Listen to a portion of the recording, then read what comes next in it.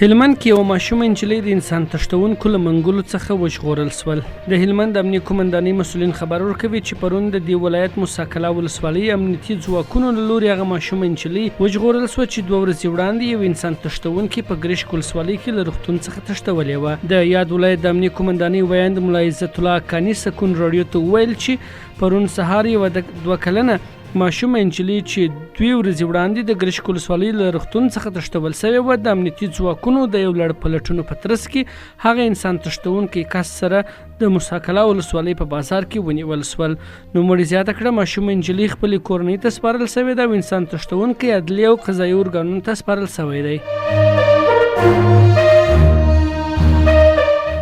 د سرپرست حکومت سیاسي مرستیال له یو شمېر قومي مشرانو علماو سره په لیدنه کې ویلي چې سرپرست حکومت د هیواد بیارغونې ته ځانګړې پاملرنه لري او هر کال په تیریدو سره به په ملي بودیجه کې د رغنیزو پروژو کچه لوړه سي.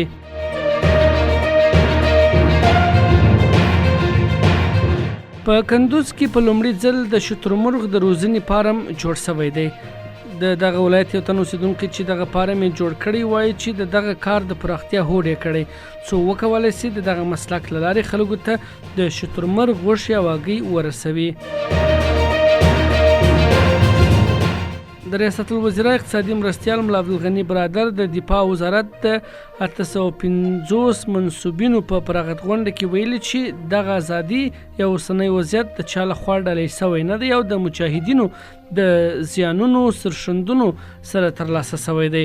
ښاغلي برادر زیاته کړې هغه چارواکي او مشران چې د اسلامي امارت په هر مقام کې دنده ترسره کوي ستاسو تر څنګ ولاړ دي او د یوې مجهزې ژمنې او پلان سوي اردو رامنځته کولو ته ژمن دي. د اسنا خبري اژانس د راپور پر بنسټ د ایران د قضایي قوې د نړیوالو چارو مرستیال او د بشري حقوقو د مرکزي دفتر منشي کاظم غریب آبادي په مشرۍ د ایران یو قضایي پلاوی کابل ته سفر کړی او د بهرنیو چارو وزارت له سرپرست امیر خان متقي سره لیده کاته او خبرې اترې کړي دي. په راپور کې راغلي دي چې په دغه لیدنه کې له ترهګرۍ سره د جدي مبارزې افغانستان ته د ایران د قضایي تجربو لیږد د بندیانو لیږد او مجرمینو استرداد په هکله خبرې اترې سوي دي.